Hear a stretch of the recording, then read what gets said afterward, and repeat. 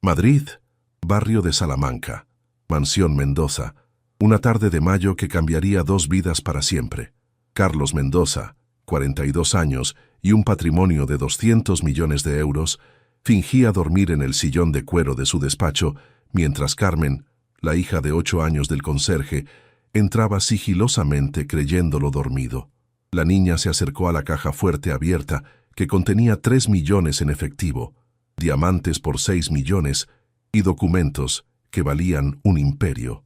Carlos la observaba entre los párpados entrecerrados, listo para descubrir si la hija de su empleado más fiel era ladrona u honesta. Pero lo que vio lo heló hasta la médula.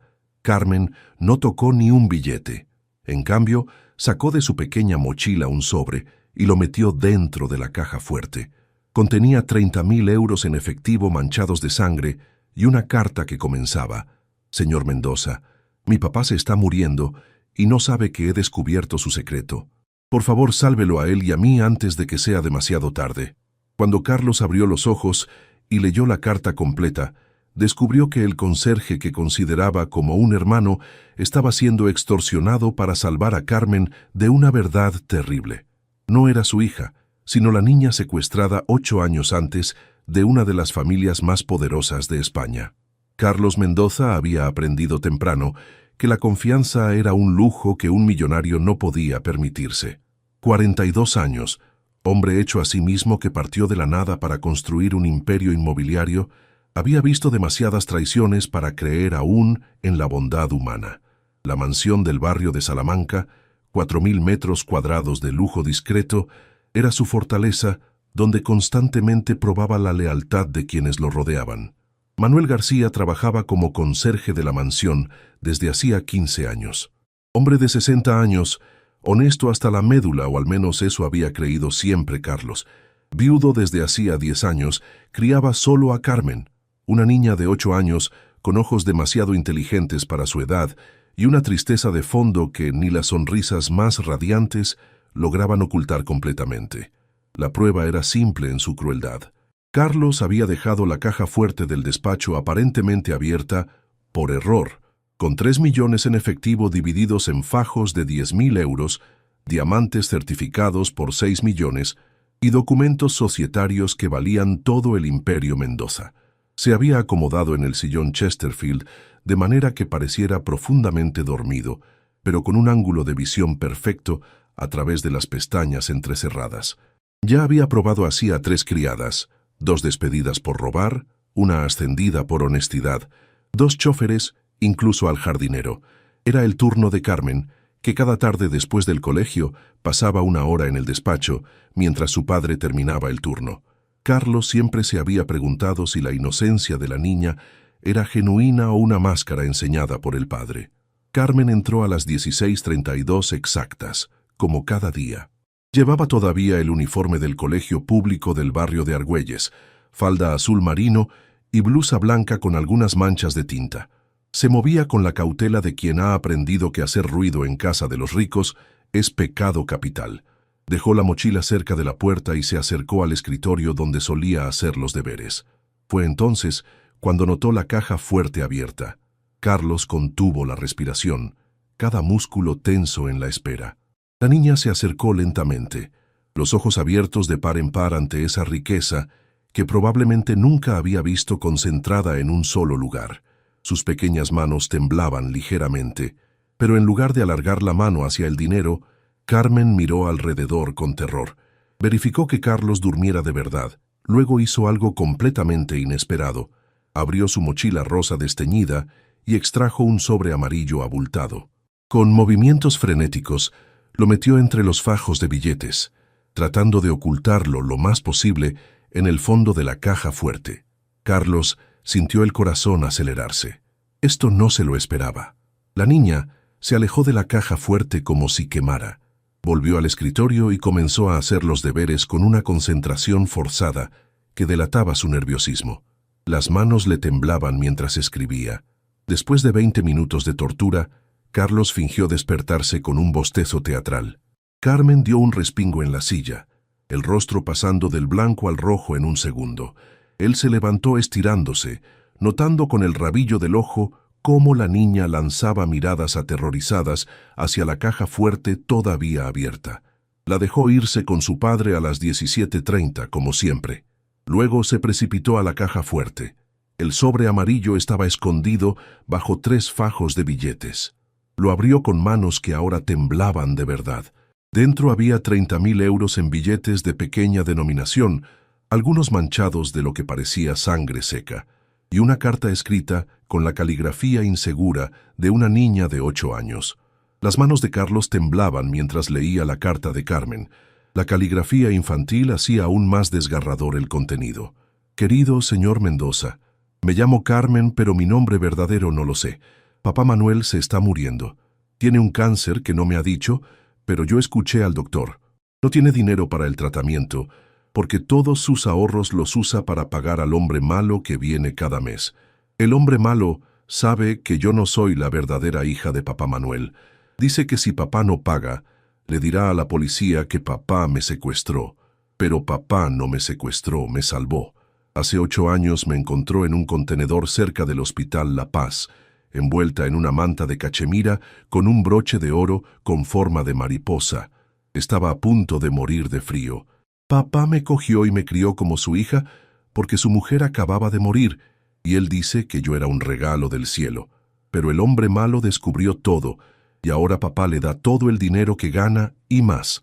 Robé este dinero al hombre malo mientras dormía borracho. Sé que está mal robar, pero papá se está muriendo y no sé qué hacer. Usted es la única persona buena que conozco. Por favor, ayude a papá. No quiero quedarme sola. Carmen. Carlos tuvo que sentarse. El broche con forma de mariposa había visto uno idéntico años antes, en el cuello de Isabel Villarreal, esposa del constructor más poderoso de Madrid. Su hija había desaparecido 8 años antes, con apenas 6 meses de vida. Secuestrada, se dijo, aunque el cuerpo nunca fue encontrado.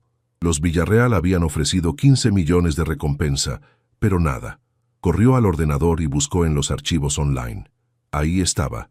Noviembre 2015. Desaparece Lucía Villarreal. 6 meses.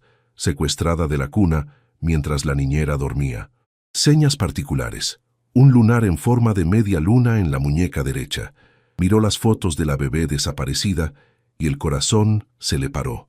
Los mismos ojos verdes de Carmen, el mismo hoyuelo en la barbilla. ¿Pero por qué Manuel no había denunciado el hallazgo? La respuesta estaba en la carta. Acababa de perder a su mujer. Estaba destrozado por el dolor. Una niña abandonada debió parecer realmente una señal del destino.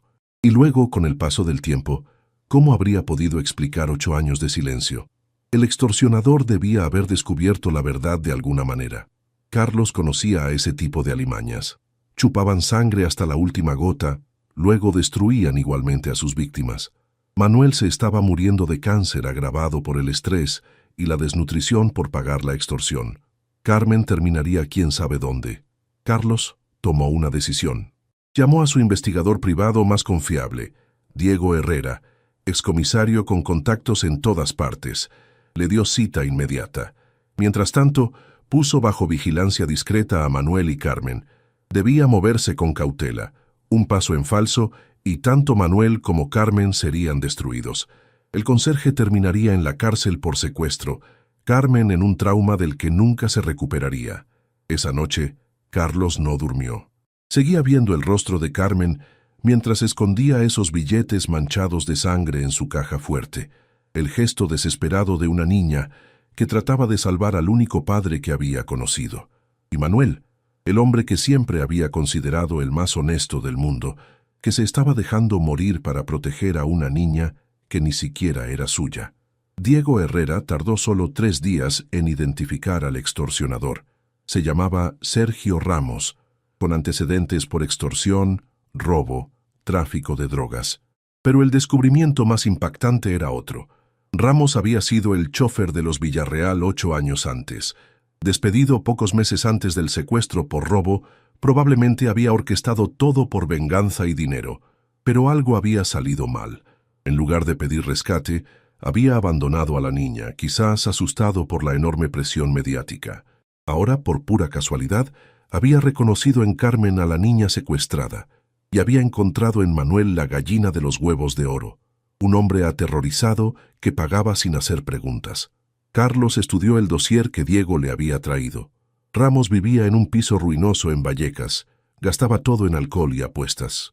Iba a casa de Manuel cada 1 de mes a cobrar 5.000 euros, todo lo que el pobre conserje lograba reunir entre sueldo, préstamos y pequeños robos que Carmen hacía para ayudarlo sin que él lo supiera. El plan de Carlos era arriesgado, pero necesario. Debía neutralizar a Ramos, salvar a Manuel de las acusaciones de secuestro y sobre todo proteger a Carmen del trauma de descubrir la verdad. Pero había un problema: los Villarreal. Isabel Villarreal era conocida por su crueldad en los negocios y en la vida. Si descubría que su niña había sido criada durante 8 años por un conserje, destruiría a Manuel sin piedad. La noche del 31 de mayo, Carlos puso en marcha el plan. Sabía que Ramos iría a casa de Manuel al día siguiente para el cobro mensual. Hizo seguir al extorsionador y descubrió que la noche antes de los cobros siempre se emborrachaba en el mismo bar de Vallecas. Diego y 2 de sus hombres lo esperaban. Mientras tanto, Carlos convocó a Manuel en su despacho. El hombre entró arrastrando los pies, la sombra de lo que había sido.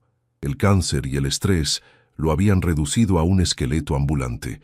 Cuando vio la caja fuerte abierta y el sobre amarillo sobre el escritorio, las piernas le fallaron. Carlos lo hizo sentar, le sirvió un brandy que Manuel bebió con manos temblorosas. Luego, con calma, le contó todo lo que sabía. Manuel se derrumbó, llorando como no había hecho ni siquiera cuando murió su mujer. Contó su versión. Esa noche de noviembre, volviendo del turno nocturno en el hospital donde trabajaba antes, había oído un llanto. La niña estaba en el contenedor, ya azul por el frío. La había cogido por instinto, la había calentado, salvado. Iba a llevarla a la policía al día siguiente, juraba. Pero cuando volvió a casa con esa pequeña vida entre los brazos, en la casa vacía donde todavía flotaba el perfume de su mujer muerta hacía una semana, algo se rompió y recompuso en él. Era una señal, tenía que serlo. María, su mujer, le había enviado un ángel para no dejarlo morir de dolor. Los días se convirtieron en semanas, las semanas en meses. Había falsificado los documentos, haciéndola pasar por hija de una prima muerta. Luego Carmen había empezado a llamarlo papá, y el destino quedó sellado. No podía perderla ya. Se había convertido en su razón de vivir. Lo había salvado del abismo de la depresión. Mientras Manuel confesaba, Diego llamó. Ramos había sido detenido con pruebas aplastantes. ¿Te está gustando esta historia? Deja un like y suscríbete al canal. Ahora, continuamos con el vídeo. Grabaciones de las extorsiones, fotos mientras cobraba dinero, testimonios. Pero había cantado algo aún más impactante.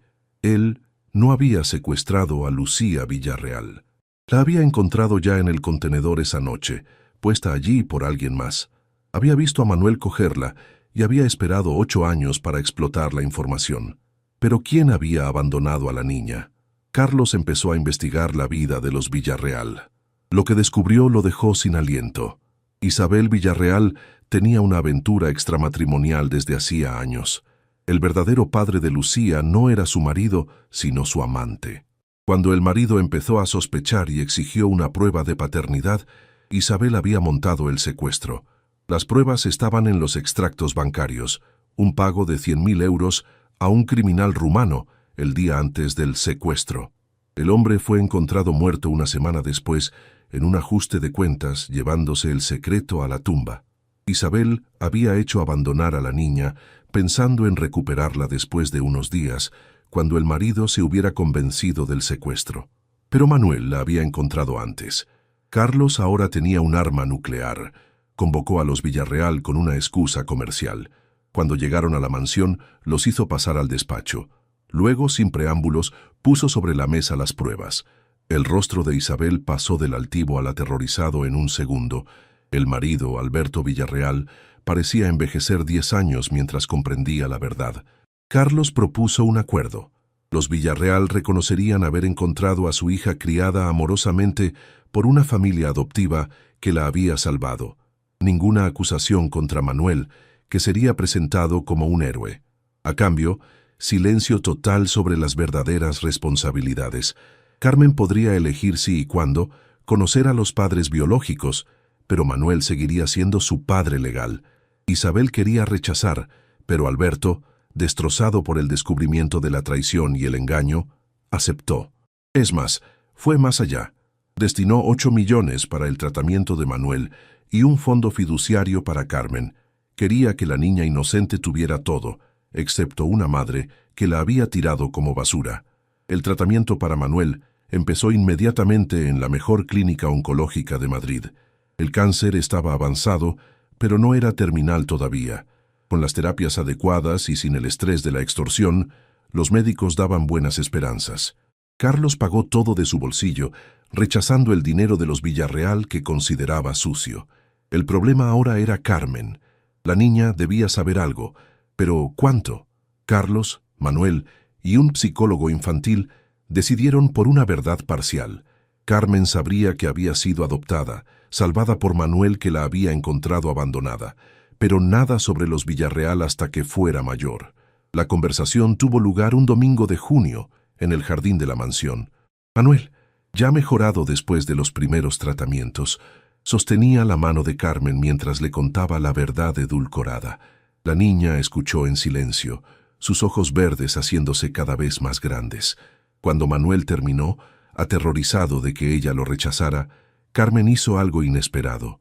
Se levantó, rodeó la mesa y abrazó a Manuel tan fuerte que el hombre temió que se hiciera daño. «Tú eres mi papá de verdad», dijo con voz firme. «Me salvaste, me quisiste. Los padres de verdad son los que te quieren, no los que te hacen nacer». Carlos tuvo que alejarse para ocultar las lágrimas. Esta niña de 8 años tenía más sabiduría que todos los adultos que conocía. Cuando volvió, Carmen lo miró con esos ojos demasiado inteligentes y dijo: «Sé que usted nos ha ayudado, señor Mendoza. He visto las medicinas nuevas de papá. Gracias». Desde ese día, algo cambió en la mansión. Carmen siguió viniendo cada tarde, pero ahora era diferente. Carlos empezó a ayudarla con los deberes, descubriendo una mente brillante que el colegio público no valoraba lo suficiente. Manuel, cada vez más fuerte, trabajaba con energía renovada, agradecido más allá de toda medida. Una noche, mientras Carmen dibujaba y Manuel terminaba el turno, Carlos tomó una decisión. Llamó a su abogado y comenzó los trámites para establecer una beca completa para Carmen en los mejores colegios de Madrid. Pero había más. También estaba valorando adoptar legalmente tanto a Manuel como a Carmen. No tenía familia, ellos se habían convertido en la suya. Los Villarreal permanecieron en la sombra, respetando el acuerdo. Alberto había pedido el divorcio a Isabel y se había mudado a Barcelona. Isabel vivía en su prisión dorada, sabiendo que su hija estaba viva pero inalcanzable, castigo perfecto para una madre que había elegido la apariencia sobre la sustancia. Un año después, la mansión Mendoza era irreconocible, no en el aspecto, siempre elegante y lujosa, sino en la atmósfera. Risas de niña resonaban en los pasillos, dibujos coloridos decoraban el despacho junto a cuadros de millones de euros, y el olor a cocido madrileño del domingo había reemplazado el aséptico de los catering. Manuel estaba en remisión completa. El cáncer, cogido a tiempo y tratado adecuadamente, había sido vencido. Pero la verdadera curación había sido en el alma. Liberado del peso del secreto y la extorsión, había renacido. Seguía siendo el conserje, pero ahora era mucho más. Era el mayordomo, el hombre de confianza, el abuelo adoptivo que Carlos nunca había tenido. Carmen asistía al Colegio Internacional de Madrid con una beca completa. Era la primera de la clase, hablaba ya 3 idiomas, tocaba el violín. Pero sobre todo seguía siendo la niña dulce y sabia que había escondido dinero manchado de sangre para salvar a su padre. Cada tarde volvía a la mansión, hacía los deberes en el despacho mientras Carlos trabajaba y habían establecido un ritual. A las 5 en punto, merienda juntos y partida de ajedrez. Fue durante una de esas partidas cuando Carmen, ahora de 9 años, hizo la pregunta que Carlos temía y esperaba. «Tío Carlos», había empezado a llamarlo así, «tú no tienes familia. Papá no tiene a nadie más que a mí. Yo no tengo mamá. ¿Por qué no nos convertimos en una familia de verdad?» Carlos miró a Manuel, que estaba puliendo la plata fingiendo no escuchar, pero con las orejas atentas. Los dos hombres intercambiaron una mirada cargada de significado. Era lo que los tres querían, pero ninguno tenía el valor de decir. «Sería complicado», dijo Carlos con cautela. «Yo soy tu tutor legal junto con papá Manuel, pero una adopción formal».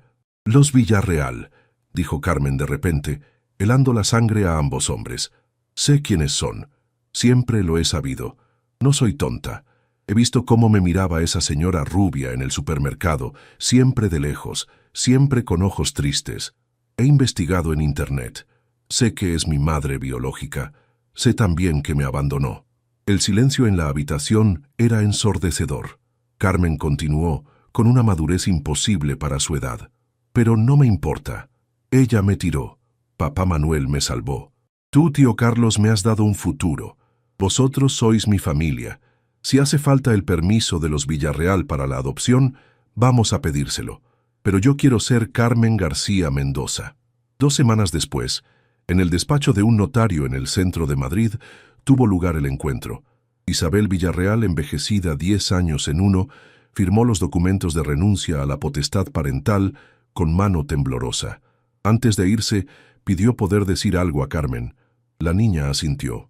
«Lo siento», susurró Isabel. «Un día quizás entenderás. El amor a veces no basta, pero me alegro de que hayas encontrado a quien te quiere de verdad».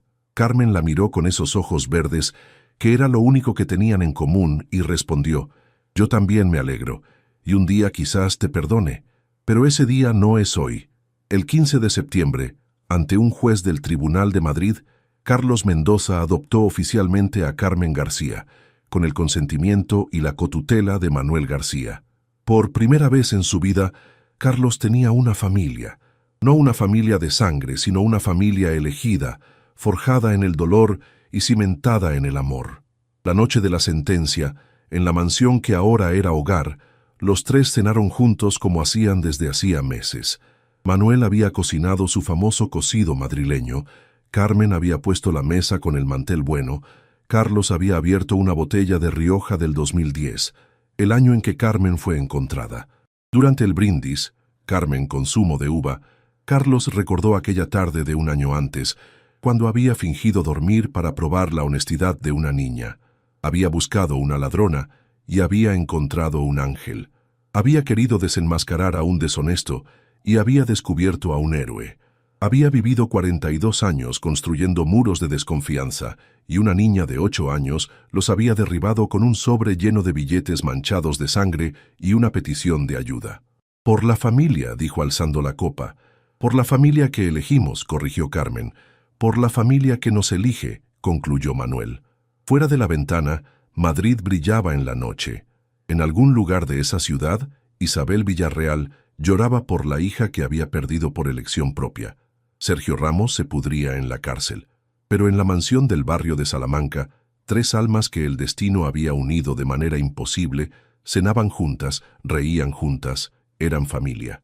La caja fuerte del despacho permanecía siempre abierta ahora. Ya no había necesidad de pruebas, de fingimientos, de sueños simulados. Había confianza, la verdadera, la que no se compra con 200 millones, sino que se gana con gestos desesperados de niñas valientes, con sacrificios silenciosos de padres adoptivos, con corazones de millonarios que aprenden que la verdadera riqueza no se cuenta en euros. Carmen había escondido 30.000 euros manchados de sangre en esa caja fuerte para salvar a su padre. A cambio, había encontrado 2 padres, un hogar, un futuro, y había enseñado a un millonario cínico que todavía existen personas para quienes el amor vale más que el dinero, para quienes la familia no es cuestión de ADN sino de dedicación. La última escena que el servicio recuerda de esa noche es esta: Carlos enseñando a Carmen una nueva apertura de ajedrez, Manuel dormitando en el sillón con el periódico y la caja fuerte abierta que ya no custodia secretos, sino la foto de los 3 abrazados el día de la adopción. Porque las verdaderas riquezas no se esconden en las cajas fuertes, se sientan a la mesa con nosotros, nos llaman papá aunque no lo seamos de sangre, nos salvan cuando fingimos dormir, pero en realidad estamos muriendo de soledad. Y Carlos Mendoza, que había pasado la vida probando la honestidad de los demás, había aprendido la lección más importante. A veces, fingir dormir te hace despertar de verdad. Y a veces, una niña que esconde dinero en lugar de robarlo puede enseñarte que la verdadera riqueza es tener a alguien por quien arriesgarlo todo, alguien que te llama papá aunque no lo seas, alguien que transforma una mansión vacía en un hogar lleno de amor. La prueba había terminado, la confianza había vencido, la familia había nacido. Dale like si crees que la familia se elige con el corazón, no con la sangre. Comenta con el momento que más te ha tocado. Comparte con quien necesita saber que la honestidad y el amor valen más que todo el dinero del mundo. Suscríbete para más historias que demuestran cómo el destino une a las almas que se pertenecen.